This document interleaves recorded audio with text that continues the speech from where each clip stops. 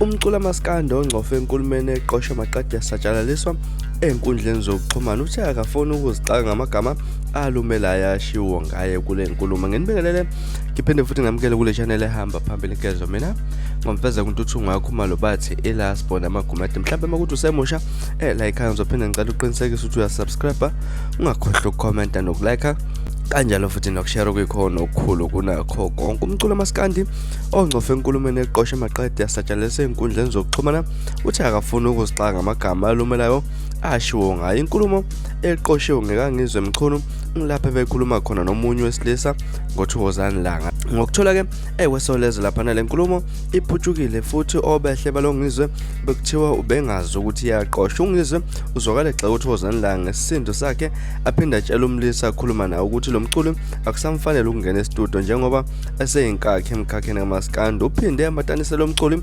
noLimit umvokana la uthi ungumzukulu kuye futhi asekho isidingo sokuthi abange estudio nabaculi abasebancane. Esitatimendeni esithunyelele bezindaba uSomnandi uthe akukanga kuphawula ngokushiwo uNgizwe ube esegxeka amagama alumelayo azwakala kule nkulumo eqoshiwe uNgizwe lapha ubese veza nokuthi kumanje umatasa nenhlangano yakhe asanda kuyisungula kanjalo nealbum entsha alungiselela kuyiqopha lapha nestudio. Ethinta ulanga uthi akasibona isidingo sokukhuluma ngalolu daba njengoba uNgizwe angasiyo umkhulumeli wakhe. Ubalula ukuthi akanawo umdlandla ukuphawula ngale ndaba uzayona lapha akasiboni futhi nesidingo sokuthi kube khona akushoyo kulento ebeyikhulunywa uNgizwe. Sikhona istatement asithumelile ngakho ke akukho kunye okusele angakusho kusho lapha no-2000 langa lapha nemizamo yokutholakala lapha kuNgizwe Mchunu ayiphumelelanga njengoba ucingo lakhe belukhala lungabanjwa. Umlayezo athule wona bezindaba kuze kwashaya isikhathi sokushicelela engalibambe ucingo lapha uNgizwe umvoka Mchunu. Mhlawumbe ke ekuthini kwakho ukuphawula ngalolu daba